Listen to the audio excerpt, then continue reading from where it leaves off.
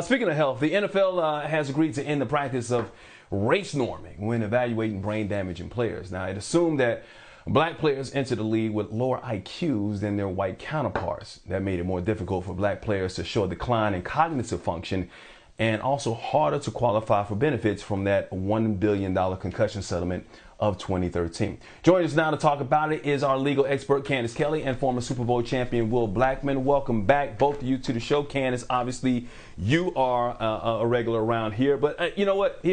It's a shame this even started, right? And it's even worse that they're just now stopping this practice. But what was your response as a former player when you first heard about race norming? First of all, you made me nervous when you said legal expert. I was like, that's not me. I'm not the legal expert at all in this case. I was like, Hey, like, got that wrong. That's Candace. I know, but it's wild because I go back to going through the evaluation process before the NFL draft. And I remember going to the NFL Combine, and I mean, we sat down in this room, all the players, and we got this massive exam. It's about 300 questions that had nothing to do with football. I mean, it was all kinds of like algebra, calculus. It was basically like the SAT, you know. And I'm like, why are we taking this? And then we had another one called the Wonderlic. So there's this entire evaluation process, which I still to this day I think it doesn't make any sense. If you can play, you can play.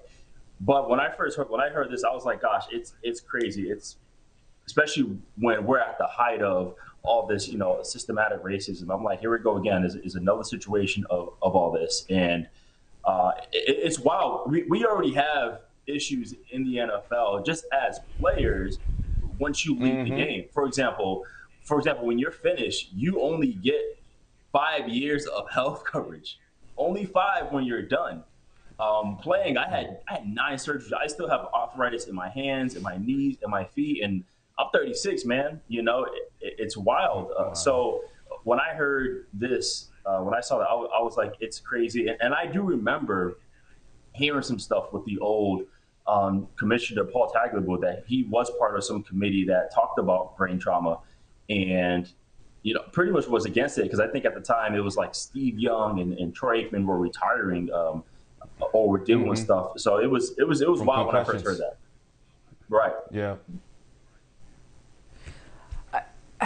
I'm so triggered by this term race norming, Candace.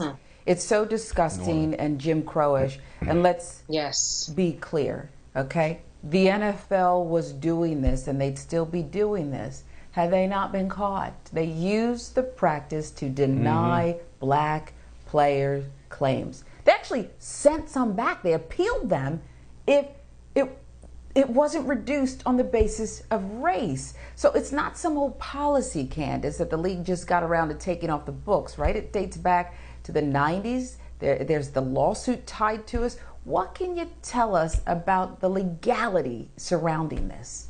Well, you're right, Sharon. When we think about the NFL had their hands in this since the 90s. And there are 2 former football players who filed a lawsuit, a federal civil rights lawsuit, saying this race norming did not allow us to get what we needed in terms of the concussion settlement. We got less than because we are not white. And in the settlement, it says, in the paperwork, it said specifically, you know, we go on the field like you do. We're treated like second-class citizens. We're not equal when it comes to everything else, except when we go on the field and play, that's when we are equal, and you put us that out there even more. What the judge did in this case, though, was she actually dismissed the case.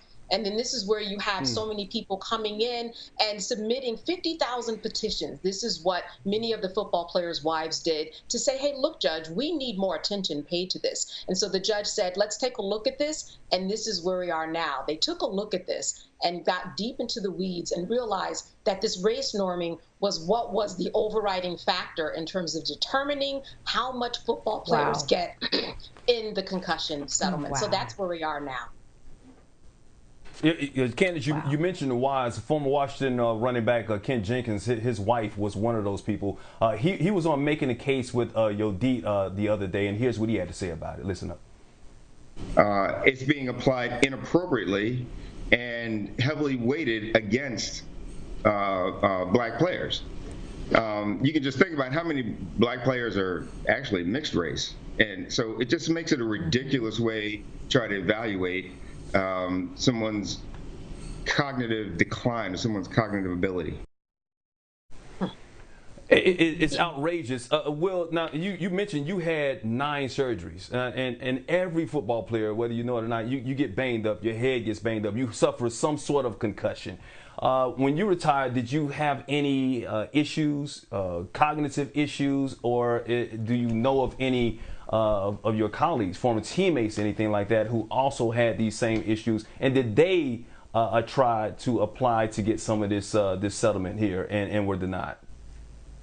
Yeah, I don't know in terms of who tried to apply for the settlement, but just in my case, I feel like I left pretty unscathed, but then, I go about my day and sometimes I'll forget something immediately, I created like this system. It sounds crazy where if I forget, I have to count to 10 and all of a sudden it'll come back to me, and I started noticing this within the past few years, and I didn't have any major concussions that I can really think of. Now, my last year, I had a really bad concussion, which brings me to another point in terms of, the league does a lot of things in terms of like, okay, technology, new helmets, heads up program, all these things to help not just avoid, less concussions, but possibly avoid less lawsuits. And I'm here to say, I don't care. You could put a damn pillow on my head with saran wrap and bubble wrap.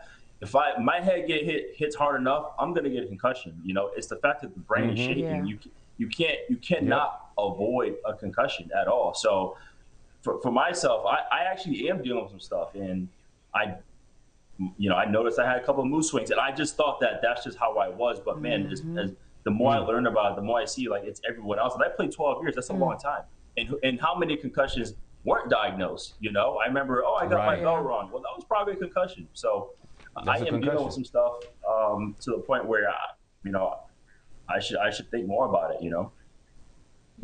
Yeah, and I mean, how long did we're talking people go from Pop Warner, and if they're fortunate enough, work hard enough, and are talented enough, go all the way to the NFL. So that's a lot of hits. Right, I played from ages 6 to 34. Yeah. Wow, that's a lot. Candace, I guess the question, the NFL, and I'm on the outside looking in, obviously, the NFL can't be trusted. Who is going to monitor this? Yeah, you're right, because the NFL is the one who sat at the mediating table and said, we are going to use this is a part of the assessment in terms of how much people should get. Right now, the judge has spoken. The federal judge has said, look at this. And now what we're looking at and we're waiting for is a report that looks at all of the demographics, what race received how much money, and then let's go back and revisit all of those cases for people who asked for something and it was appealed, as you mentioned, because the NFL can appeal. Let's look into that, and let's look at this report, go back and reassess and see who deserves what once we remove this type of race norming threshold. Yeah. Wow. Yeah, it does give you pause, right? To really think about it in 2021. Right. Yeah. It's wild because you look at the systematic has been in history. It's been education, it's been economic, it's been healthcare, it's been the criminal system. So it's been so many things. We have a rule saying, the coaches, you have to interview a black guy. You have to. You don't have to hire him, but you have to. Call the Rooney Rule. Like, just do your due diligence and check him out so that you're off the list. And that's what they're doing too. You can even go back to look at the GI Bill. When veterans came home World War II, it's like, hey, the white guys who fought, they get tuition, they get low mortgages, and then the 100,000 black guys who fought, they don't get anything. I remember getting recruited. It was I got offered by Notre Dame. I was fortunate to be one of the guys that were good enough, but academically, I wasn't like all that. And I remember I saw Paul Hornung, I think it was 2004, saying that Notre Dame, in order to be competitive, they need to lower their academic standards to get the black athletes. So it's like this is notion that's going around. So they think of historically of this is what we need to do. And he did apologize and said, of course he apologized, but he said like you need to evaluate all talented athletes. But that's just like the preconceived know what he notion meant. of He said what what's he said. going on. He said what he said. He meant what he said the first time. He meant what he said the first time.